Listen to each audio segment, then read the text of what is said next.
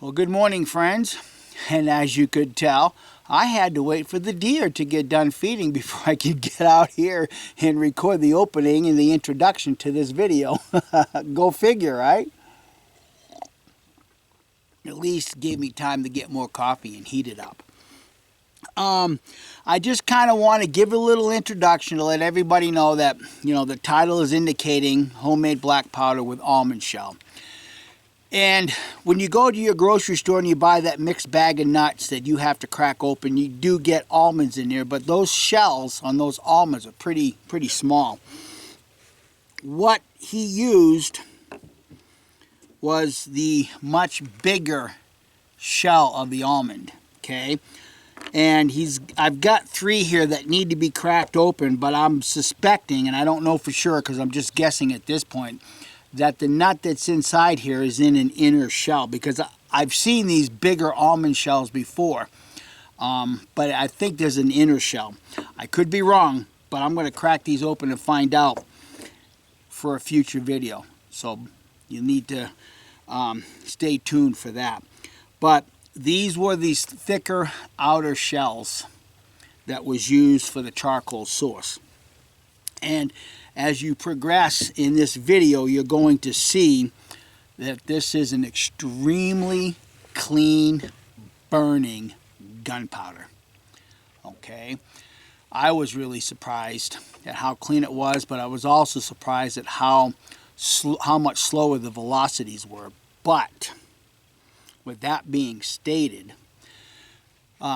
William was only shooting a 70 grain charge by weight, and my powder measurer, I had it set at about 80, but I didn't settle it. I just did a static charge, and one of the shots I got a little above 1700. So what I'm going to do in a future video, I'm going to start working on it here real quick, is William gave me some of the charcoal that he made from these hulls. And I will be making a 200 grain batch, and I will be making it the way I normally make my gunpowder. Now there's going to be a difference that I'm going to be looking for myself. Broken Feather milled all of his gunpowder with brass media. Mine is going to be milled with lead media, so that way there I can kind of compare and see if there's really a difference in the way the gunpowders burn, because a lot of people like to say, well, you don't want to use lead because it makes your gunpowder dirty. Well, now I'm going to be able to put that directly to the test. Directly to the test. So anyhow, I don't want to make this too long. Sitting out here right now, coffee's getting colder by the breath. But enjoy what we've recorded. And like I said, I'm going to get into making some gunpowder, and I'll be using my own formula, which is actually 76, 15, 11. I think you'll hear William say in his video when I recorded him speaking about, I think he uses 77, 13, 10.6 or something like that. So there are some varying differences in these 2 gunpowders we're going to test. But anyway, one other thing. William also got me some century cactus stock.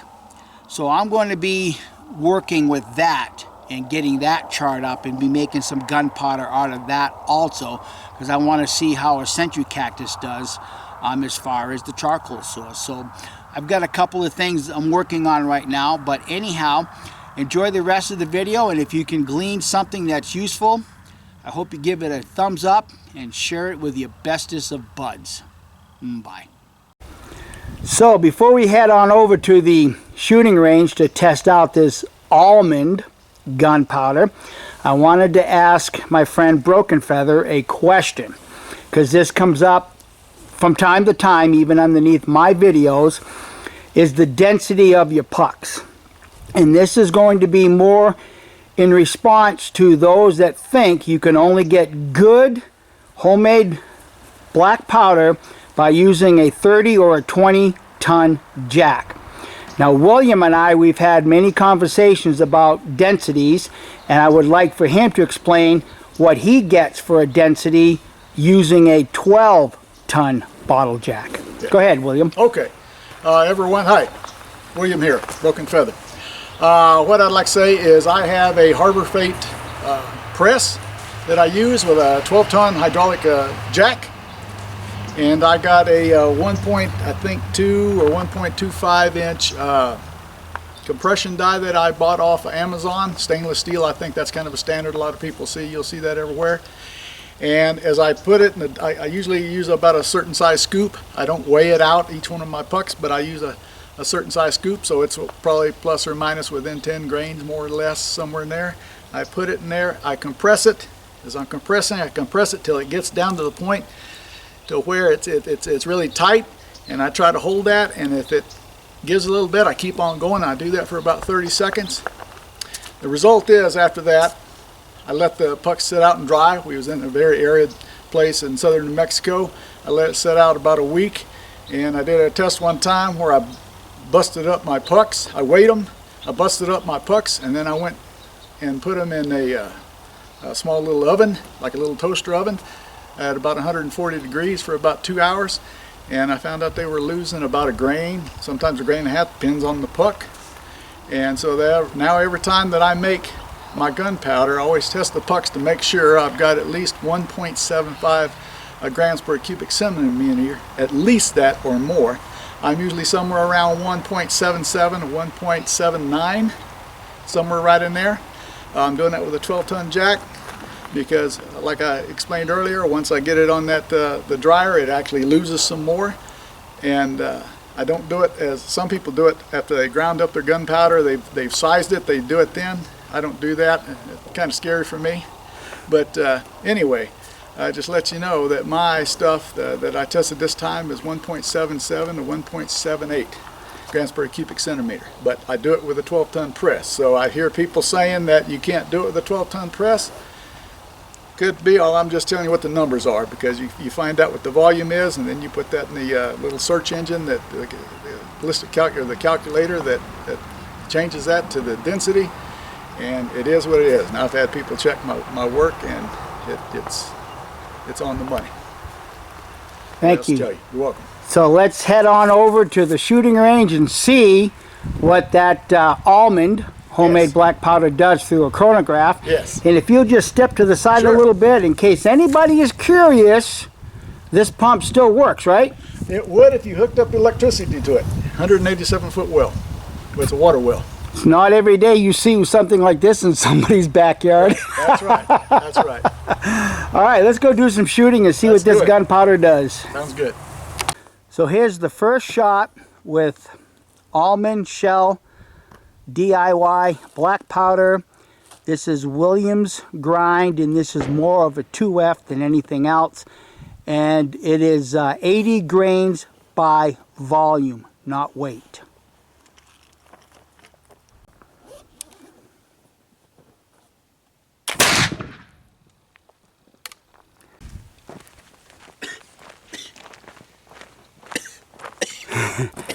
$16.65. You're in full view. Shot number 2.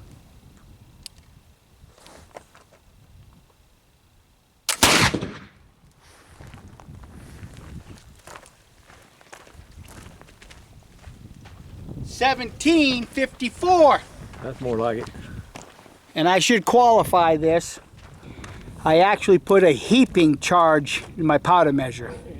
Found the second patch, and I would say it's really clean shooting. And we got a lot more feet per second, and it could be that first shot chronograph picked up the patch, but that second patch is pretty damn clean.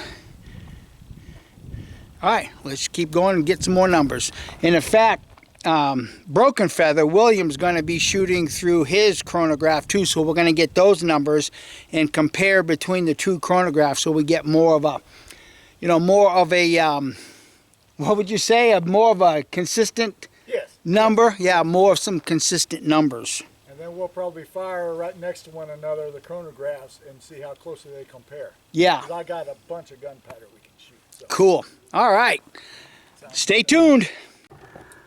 This time I'm going to be putting 4F Almond in the flash pan.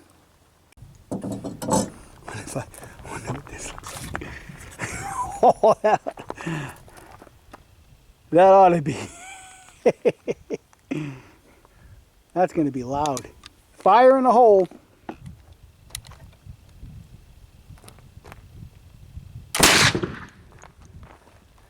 I saw where that patch went. I see it.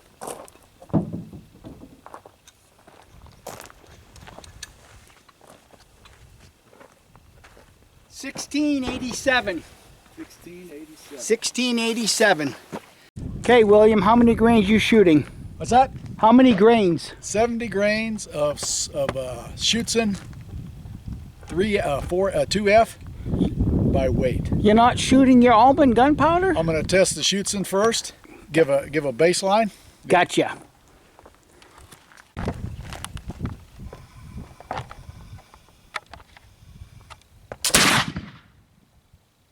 Nice.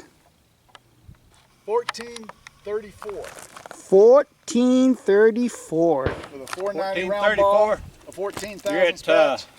But you're only talking 70 grains 70 grains by weight of Schutzen. by weight At shoots. 5 o'clock with the X. All right, let's see if we can't go find those over right, patches. Well, found that third patch. And the general consensus is it's pretty clean. Pretty clean. Pretty clean. All right, get loaded up, get another number. Or 2, or 3. 2. Okay, this is shot number 2 with William.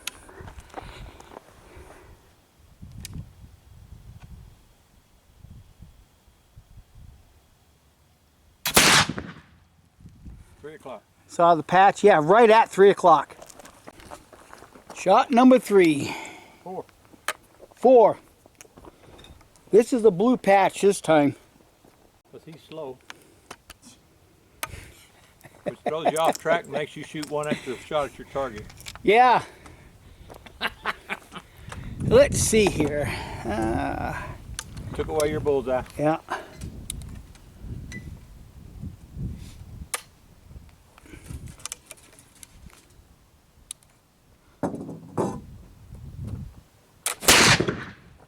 That was a hang fire. Yeah. 1722. Swiss. And even though I'm just using 3F Almond, I can already tell it's cleaner It's cleaner. all around the lock than it is with that 4F Swiss. Swiss. Yeah. That's what I've discovered too.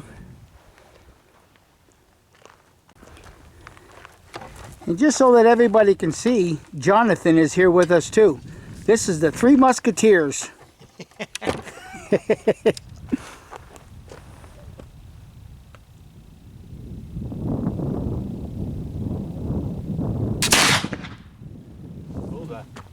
All right, let's see if we can find the patches. Okay, now my friend Jonathan thought he was here just to observe.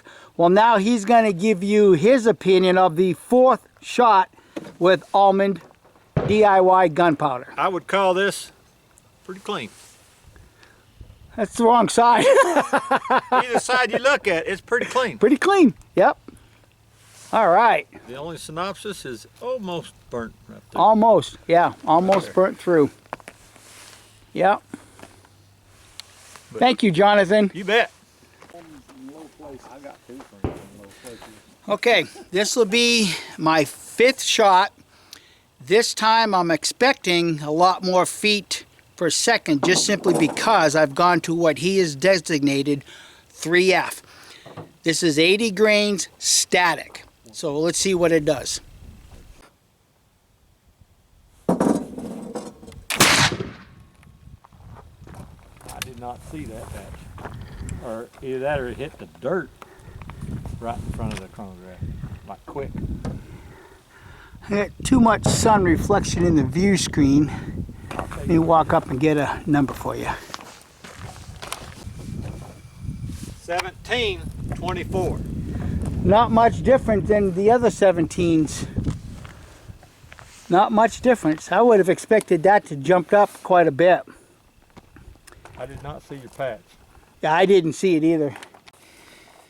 Well, it's a sad tale. It demolished that patch. But I would have really expected to see those numbers jump up quite a bit, the difference between his 2F and 3F.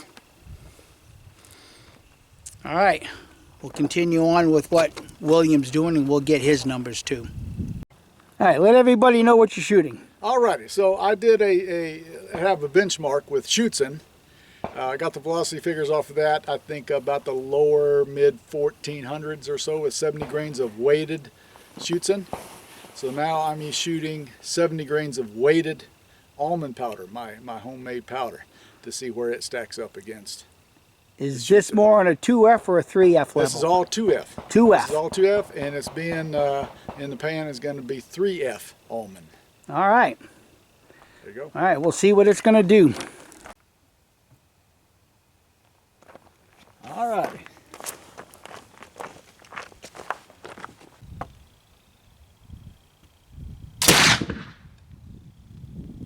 Whoa. 1641. That's 200 feet per second more than the Schutzen. Then the Schutzen. Yeah. Quite a... Let's make sure it holds true to that. But Yeah. that's the first shot. That looked like another bullseye. Had one there in the egg. Boy, yeah. Is it? You hit that 10. You hit that 10 ring. Is that right? You sure did. Yeah. You got 10x. Should have two of them in there. Well, You had one in there a while ago on the edge of it. I'm on the left side now. Oh, you shot Oh. the target. No, you shot 3 o'clock. yeah, 3. Yeah. Yeah. I'm on the left side. Sorry, guys, looking at the wrong target. You switching targets. You said you're shooting all the same targets. So now you switch targets. Same target, different bull. Okay. Yes. I'll just go X2F just to see, just fire a round or two just to see. Yeah, I want to get some averages off that Richardson Type 2 now that I bumped up the powder charge on it.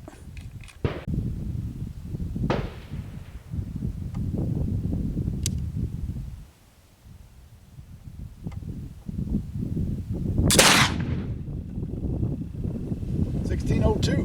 1602.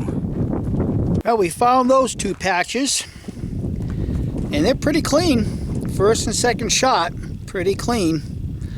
But I'm anxious to see what the fifth one's going to look like. And compare that to what my fifth shot looked like.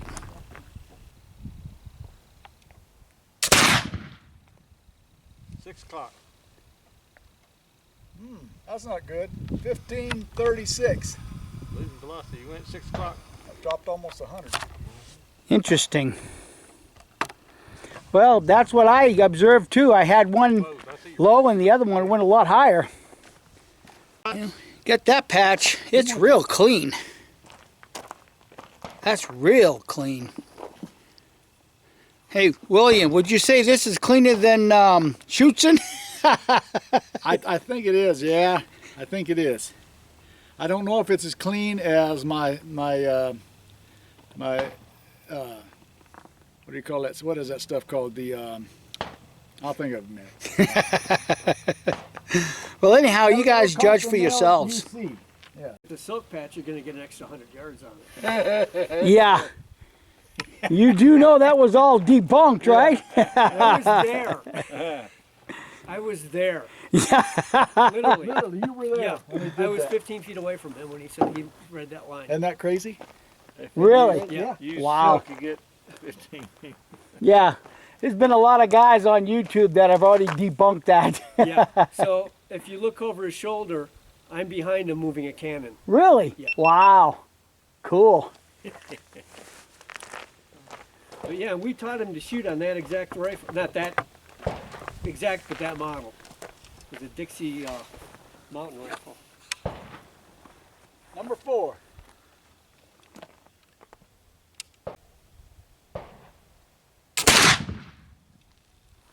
That patch landed just right over there by my chronograph. 1648. 1648. Shot number 4. Real clean. And William, how's that loading? It seems to be loading a little better than Schutzen. I'm getting less grit going down the barrel than I was with Schutzen. And I think the patch is kind of telling the tale. I Yeah. mean, that's clean. It looks pretty good. I know we're getting about 200 feet per second more, but what I'm noticing is it's right around the edges there where it's touching the rifle, and it's starting to cut some holes in it. Yeah. Now, is it just because of the velocity or the heat or what is causing that now? Okay, so what size patch you're using? 14,000. It's a little over 14,000. Okay. Homespun stuff, linen from Hobby Yeah. Lobby. It's real clean. I'm kind of impressed with the Yeah, cleanliness. yeah. Work with it a little bit more, we might get some better numbers. That's right. Yeah, when I first started doing this 30 plus years ago, I was rendezvousing with the Powderhorn clan. Right. You talk This about shot. anal retentive. Oh my God. There we go. Literally thread counters. Yeah.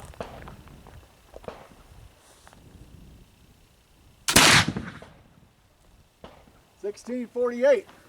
1648.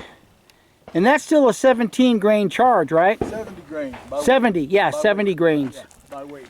See, and I was getting that with what I thought was 80 grains. Maybe my powder measure needs to be readjusted. Well, no, you know what it is, I bet you? Because remember I told you that I weighed out Schutzen Right. off of the pour weight, right? Mm-hmm. The thing. And it was a 70 grain charge was 68. That's right. But when I did my almond, it was around 57, 58. Yeah. It was a whole 10 Lot grains lighter lighter. than Schutzen. Yeah. Yeah. See, and that's where I'm of the opinion that it's the weight of the graphite that's making that a little bit different, especially when it comes to Swiss, because I've weighed 80 grains. Yeah. I mean, I've done a static charge of 80 grains of Swiss, put it in my balance scale, and it weighed like 87 grains. My problem with this stuff is that when I made it, the almond was the heaviest carbon source I've used, right? Mm-hmm. And it took up the less amount of space. Even though I made 200 grams, it took up the less amount of, in size, in Right. volume, right? But after I compressed it and all of that, and I go through the charges, it actually weighs less thrown charge than my toilet paper or my Siberian elm, even though its specific gravity of the almonds way above it. It's You'd pretty think it heavy. would be the opposite. Yeah. Not that way. That's where I kind of thought, did I make the wrong charge in there? Did I put out the wrong? Did I skip 10 grams of something? What did I do, right? Because I told you at the end I was missing Right. 500 something grains. Now, your charge is 75, 15, 10, right? Your 77, 13, 10. 77, 13. Well, let me be honest. The almond is 77, 13, 10.4. Not to put too fine of a point on it. Yeah, but I added just a little bit in there. That's what I'm kind of doing now, is adding. Yeah. Kind of like you was talking. Like what I... Yeah, I Yeah, thought, well, I'm gonna because try that mine's... Yeah, mine is 77, 15, 11. Yeah. 76, 15, 11. Excuse me. But obviously I got the mixture pretty close. Yeah. It must be right, but I didn't realize that over that 3,000 grams 3,086 grains that I made, that I was going to lose over 500 grains in result. Yield. Yeah. What I was going to yield was going to be 500 and something grains. I thought I'd messed up, but But since you're hitting the bullseye, does that matter? no. I'd go hunting with it tomorrow. That's or shoot right. a match with it tomorrow. It doesn't matter. It doesn't matter. It doesn't matter. Yep. Well, let me do my thing. Well, I found that fifth patch. Hell of a lot cleaner than mine was, but the cut throughs, the rifling, where it's cutting through the patch is getting more egregious. I was a little surprised to see that. You want to take a look at that, William? See how that's cutting through those patches now? Oh yeah. Even more so. Yeah. Even more than it did earlier. Yep. But hey, you hit the bullseye, so who cares? Hit the bullseye. Deer's dead. Target's been hit. Yeah. Now, okay, now he's going to take a couple of shots with Go X just to see what the numbers are going to reflect with this. But I am priming Almond. it with my Almond 3F. Okay.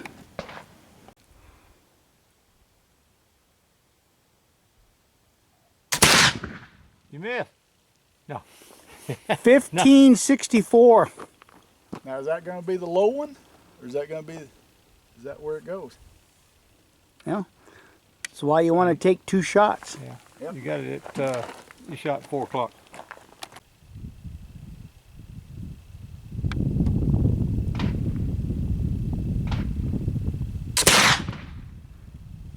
I saw that patch. 1544. About 20 foot. So your almond gunpowder's more powerful than GoX. I just wish I had the Swiss with me. I got Swiss Range 3 close. range Yeah. closed. You saw it and now your 3rd shot is going. Okay, we're guessing this charge is about 77 grains By volume. by volume. 70 Correct. grains, I think, by weight, if Yep. my calculations are right. What should I shoot at? The embankment. I'll pick the upper left.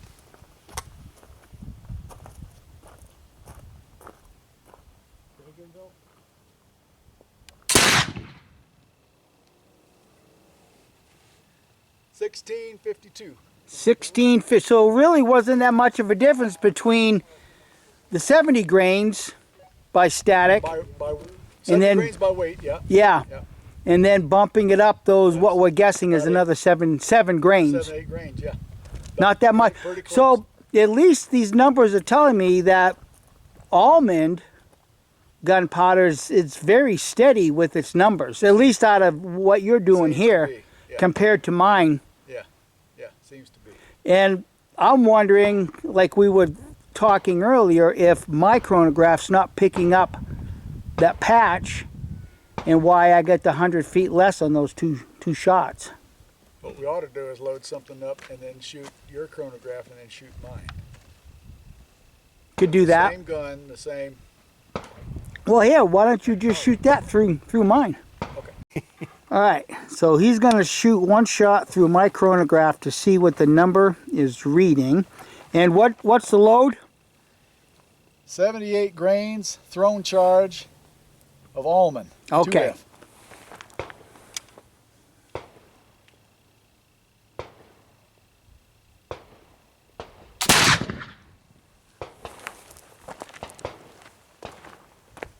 $15.69. It was 15. right in there within 10 feet a second. 60. What Yeah, mine's doing. it's Close yeah, enough. it's right in line. Yeah, So it's a it's the same. pretty Yeah, it's pretty good shooting gunpowder. Yeah. As far as I'm concerned. yeah. All right.